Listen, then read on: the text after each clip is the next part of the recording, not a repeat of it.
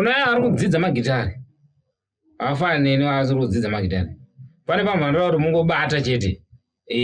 Ndio baba unaona unachiti ananga bva ipapo. Saka ndasiyana namukana wako namakatuni. Saka ndiri kuti nini? Uwa pana magitari pako apo kwati.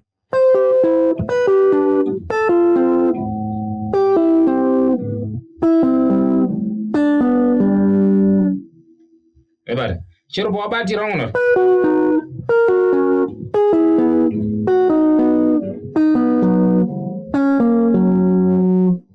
Chiripo nyaya kuti kungwati yasa noti chete kuti pawatangira kubata ndopondi. But ndo pane gitari rese ipapo.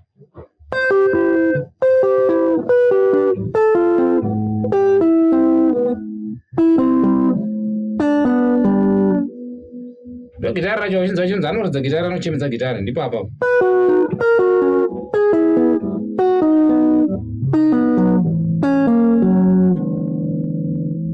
Ndo mafuta kupesira.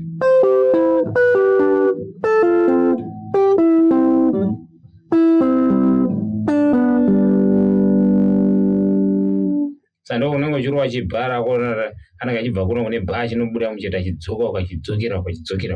Ndo baba vanenge chiti ayo anowa bha mukomana andididi. Saka ine ndo ripa zvishoma izvi idziwa ina tuwedza. Iwa ina ndozatachishanda nadzo ipapo. Mozwa ina ndidzo ndo dzatinowedzera. Kana watobva ipapo.